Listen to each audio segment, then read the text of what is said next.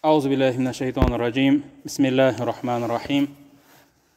Ассалату вассаламу аля саййидина Мухаммадин ва аля алихи ва асхабихи аджмаин. Құрметті мұсылман бауырлар, Алла Тағала баршамыздың құлшылық ибадаттарымызды, ниеттерімізді қабыл етсін. Бұл мешітке келуде мақсатымыз баршамыздың ол құлшылық. Яғни құлшылық ету үшін мешітке келеміз. Құлшылық деген кезде тек қана намаз ғана емес, мешітке келген кезде осы аз да болсын иманымызды күшейтіп кетсек, аз да болсын діни ілімімізді арттырсақ, ол иншалла сол күніңіз босқа кетпегенінің бір дәлелі. Біз өткен сабақта, құрметті бауырлар, Алақ сүресінің алғашқы 5 аятын өткен болатынбыз. Біз не деп айттық? Бұл алғашқы 5 аятты жалпы Құрандағы ең алғашқы түскен аяттар деп айттық. Яғни осы Алақ сүресінің алғашқы иқра сөзінен бастап алламал инсана ма лам я'лам дегенге дейінгі аяттар ол Құрандағы ең алғашқы түскен аят. Яғни бұл аяттарда не жайында айтылған? Жалпы оқу жайында, білім жайында. Жалпы Алланың ең бірінші әмірінің өзі иқра деп басталады. Құранның ең бірінші сөзінің өзі иқра сөзінен басталады. Яғни иқра дегеніміз оқы деген сөз. Яғни оқы, яғни адам көптеген Құранда аяттар бар, білгендер мен білмегендер тең бе деген секілді, Алланы білгендердің дәрежесін Алла Тағала көтереді деген секілді, бір ғалымның өлімі бүкіл бір қауымның өлімінен ауырырақ деген секілді, ғалым мен ғалым еместің айырмашылығы мені мен сендердің араларында ең төменгі деген секілді. Енді хадистер өте көп негізінде. Қарап отырсақ, хадистерде, Құран аяттары да өте көп, жалпы білім жайында, ілім жайында. Енді мынау одан кейінгі аяттарға біз үңілетін болсақ, арғай жалғастыратын болсақ, Алақ сүресінің 6 аятынан бастап, бүгін Құдай соңғы 19 аятқа дейін біз өтетін боламыз. Бұл аяттарда сәжде аяты бар, сәжде аяты бар, яғни сәжде бұл енді оқып болғаннан кейін, дәрістен кейін бір мәрте сәжде қылу, ол жерде міндетті, парыз болмаса да қылғандарыңыз дұрыс. Енді қараңыздар, аят бұлай да басталады. Кәллә иннәл инсана ла ятға дейді. Яғни кәллә иннәл инсана, кәллә, яғни шынында, ақиқатында, иннәл инсана, мына жерде күшейтпей тұрды, инна деген шындығында, инсан, адам баласы, ла ятға деген шын мәнінде шектен шығады дейді. Шектен шығады. Адам баласы шын мәнінде шектен шығады дейді.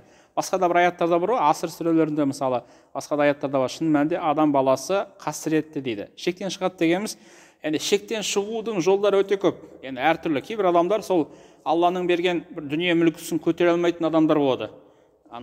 Бір дүние мүлкі берілмеген жағдайда, берілмеген кезде ол сәл қарапайым болып жүруі мүмкін. Ал бірақ сәл қалтасы қалыңдаған кезде, сәл дүниесі көбейген кезде, сол дүниенің буына шыдай алмай өзінен төмен адамдарды менсінбей осындай жағдайға түсіп кететіндер бар. Яғни шектен шығып кетеді. Немесе бір атақ, немесе бір мансап, бір қызметтің бір түрі. Адам бір қызметке жете ме? Яғни ол бір сол қызметке жеткеннен кейін ол басқа адамдарды елемей қояды, басқа адамдарды санаспай қояды. Яғни шектен шығудың жолдары өте көп. Яғни шектен шығып кетеді дейді. Шын мәнінде адам баласы шектен шығып кетеді. Ар-раахустағна, яғни көзін көреді дейді. Қалай көреді? Яғни өзінің басқаларға мұқтаж, яғни қажетсіз, яғни мұқтаж емес екенін көреді. Яғни өзін бір сондай бір ешкімге мұқтаж емес секілді сезініп қалады дейді. Сондай жағдайлар болады кейбір адамдарда. Мысалы, дүние мүлкісі асқан кезде, атаға абырой күшейген кезде, басқа адамдарға, яғни ол адам сәл жағдай төмен болған кезде, адамның күні адаммен дейді, бәріміз бір-бірімізге мұқтажбыз. Бір-біріміз жетіспеген нәрсемізді сұраймыз, ақыл сұраймыз, кей кезде қарызға ақша сұраймыз, көмек сұраймыз деген секілді. Яғни сондай бір кейбір адамдар, сондай бір атақ абыройға, бір мансапқа, дүниеге жеткен кезде, сондай өздерін тәкаппарланып кетеді, ешкімге бір мұқтажсыз, ешкімге бір қажет, мен ешкім маған қажет емес, яғни бәрінен өзім жасап жатырмын деген секілді. Сондай күйге ұшырайтын адамдар бар дейді.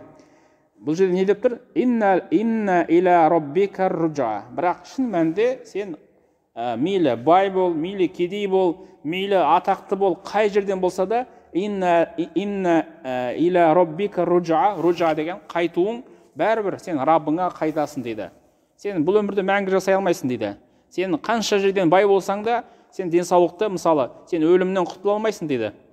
Анау кімнің Харон Рашидтің кезінде Бахрул деген бір, енді сол кезде жынды деп айтады, жынды болғанмен де, бірақ сөздерінде бір хикмет бар да. Сол кезде анау Харон Рашид дегеніміз сол бүкіл мені ислам мемлекетін басқарып тұрған ең бір сол кездегі атақты патшалардың бірі ғой, мынау Аббаси дәуіріндегі. Сол кезде анау сұрайды, енді сен мықтысың ба деген секілді. Мен өзінің атаға бұрайын етеді, өзін жоғары ұстайды. Сол кезде сен мықты емессің дейді, сен қараш дейді, сен мықты болсаң дейді, кәне мені өзіңді дейді, жаңағыдай неден құтқара аласың ба дейді, өлімнен құтқара аласың ба дейді.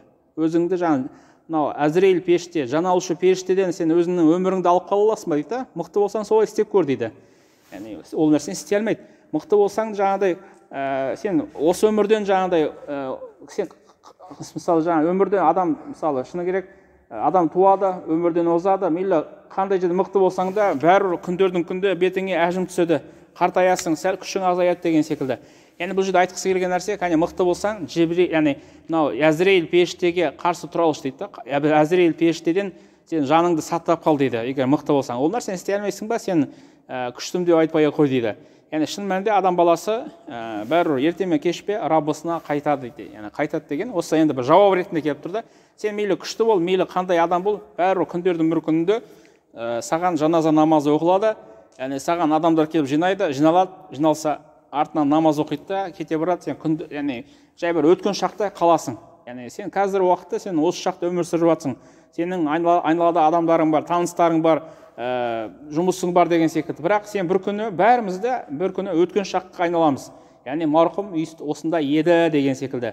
Бірақ бұл нәрсені біз жаназада неге әртүрлі неге қатысқан кезде біз көреміз ол нәрсені. Бірақ көргенмен де мынау көзіміз көргенмен де көзімізде шел бар да, шел бар дегеніміз бір перде бар негізінде. Ол нәрсені ақиқатын көре алмаймыз. Яғни біз ойланбаймыз ол нәрсеге. Яғни мына мен де осындай жағдайда боламау, мен қандай күйде болам деген секілді. Бірде бір неге қатыстым, адам енді өмірден озған кезде мынау адамның неге сүйекке түсу деген нәрсе бар ғой, адам қайтыс болған кезде.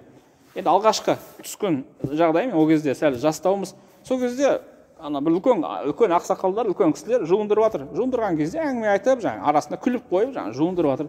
Мен ана қарап тұрып, мүмкін енді алғашқы болғаннан кейін ба, мен ойлап тұрмын да, ертең бізді де осылай жуындырады ғой, сонда қандай халде болады екен жалпы. Енді осындай ешқандай тыр жалаңаш күйде адам ешқандай несіз өмірмен кетіп баратырмыз, не әкетіп баратырмыз деген секілді.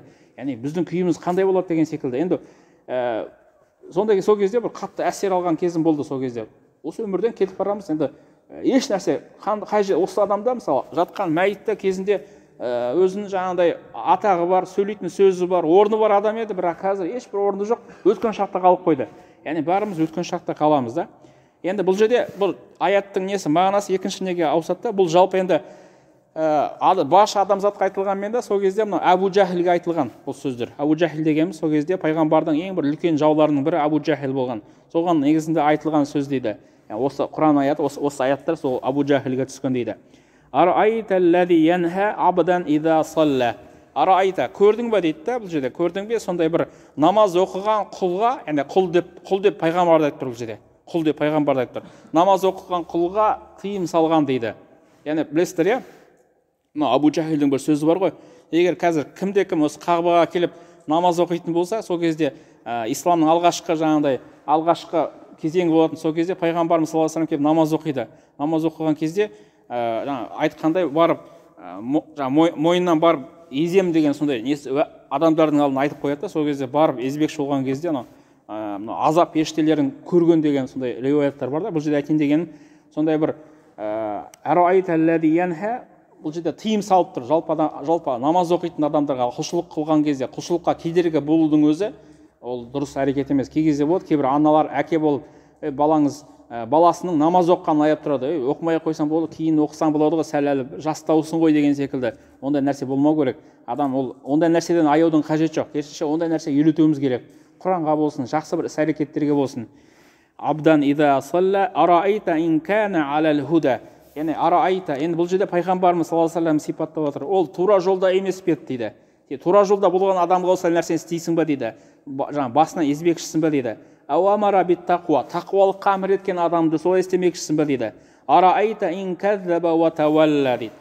Яғни араайта ин каззаба ва тавалла деген, яғни бұл жерде ахбирни я Мухаммад ин каззаба бил Құран, яғни бұл өтірік айтқан адам ба дейді, өтірікші ме дейді, бұл айтып тұрған нәрсесі өтірік па дейді, бәрі ақиқат емес па дейді. Әлем я'лам би анналлаха яра, Алла тағала барлық нәрсені көріп тұрған жоқ па дейді. Яғни Құранда жалпы Алланың бақылап тұрған жайында көптеген дәлелдер бар да, мысалы, енді көптеген дәлелдер жан-жақты түрде дәлелдейді. Алла көріп тұр дейді, екі періштеміз екі иығымызда отыр дейді. Тіпті мынау Құранда аяттар бар, бүкіл дене мүшелерің саған қарсы куәгер болады, саған қарсы немесе сені жақтап куәгер болады дейді. Бүкіл жер саған куәгер болады дейді. Яғни бүкіл нәрсені Алла тағала біздерге куәгер қылып қойған. Мысалы, осы өмірде біз бүкіл дене мүшемізбен қалаған нәрсемізді істейміз, бірақ қияметте керісінше бүкіл дене мүшеміз бізге куәгер болады екен ақыретте. Ол жақсы куәгер бола ма, жамандыққа куәгер бола ма, бұл жерде өзіңіздің амалыңызға байланысты. Араайта Әлем я'ла би анналлаха яра калла ла иллам янтахи ланасфа'ан бин насия. Егер бұл нәрсені тоқтатпаса дейді, бұл нәрсені тоқтатпаса, біз әлбетте оның несіне кекілінен дейді алып тозаққа лақтырамыз дейді. Насиятин казибатин хатия. Бұл жерде кекіл жайында айтып, насия деген нәрсе кекіл, яғни кекілдің иесі бұл жерде Абу Жахилді айтып берді, жаңа өтірікші, сондай бір күнәға батушы. Фәльяду надия санаду забания. Бұл жерде енді азап періштелер жайында әңгіме қозғалып жатыр. Өткенде бір Майдоғожа бабамыздың білесіздер, жырлары бар. Қарап отырсақ, бір жырында осы дәл бұл оқиға өте ұқсас бір несі бар да, соны мындай жерінде келеді, қараңыздар. Майдоғожа бабамыздың сөзі бар да, өте осы неге жалпы өлімнің, адамның өмірі жайында қараңыздар. Кеудеңнен жаның шыққанда дейді, кеудеңнен жаның шыққанда жансыз қалған денеңді үш құман сумен жуғанда дейді. Үш құман сумен жуғанда, үш жеріңнен буғанда дейді. Ана мәйітті үш жерден буады, жаназаңды шығарып, көлкейтіп, көтеріп жүрген дейді. Жаназаңды шығарып, көтеріп, қабірге баратқан дейді. Қабір аузын жапқанда дейді, 40 қадам асқанда адамдар кете барады. Баршамыздың бұл жерде қабірге шейін еріп баратын нәрсеміз, туыстарымыз, туыстарымыз, дүние мүлкіміз бәрі осы жерде қалады. 40 қадам асқанда мәнкүрмен нәкір келгенде, Құдайың кім дегенде, яғни Раббың кім дегенде дейді. Сонда дұрыстап жауап қатпасаң, күрзісімен ұрғанда боларсың, сонда арманда дейді. Енді бұл өлеңмен келсе де, бірақ қарап отырсаң, көп ой тастайтын нәрсе, көп ой салатын негізі қарап отырсақ. Енді бұл өмірдің қаншалықты жаңағыдай адамның бір болмашы бір жаратылыс екен көруге болады. Яғни бұл аяттарда жалпы енді қысқаша Абу Жахил жайында айтылғанмен де, бұл аяттарда сонымен қатар өлімнің хақ екені жайында, бұл аяттарда адамның тәкаппарлықтан шектен шықпау керектігі жайында, бұл жерде бұл аяттарда сонымен қатар Алланың әмірлерін, құлшылықтарын орындап жатқан адамдарды келеке етпеу керектігі жайында. Құранда бір айтып тұр, намаз оқып жатқан кезде мен барамда басынан еземін деп айтты ғой. Сол кезде осы Алла Тағаланың осы Құранда осы тұрды, ол өтірікші ме еді, ол жаңағыдай неге жамандыққа шақырушы ме еді, ол тақуа емес пе еді деген секілді. Яғни қарап отырсақ, осы нәрселерге өте Алланың құлшылығын орындап жүрген адамдарға келеке ету, кей кезде намазда болсын, Құран оқып отқанда болсын, кез келген бір әмірлерде сол нәрсеге қатты мұқият болуымыз керек, құрметті бауырлар. Алла баршамызға разы болсын, Алла Тағала құлшылықтарымызды, ғибадаттарымызды қабыл етсін. Бұл енді аз да болсын, осы мешіттен шыққан кезде бір нәрсені біліп шығатын болсақ, бір нәрсені сәл болсын түсініп шығатын болсақ, ол нұр үстіне нұр, құрметті ағайын. Біз енді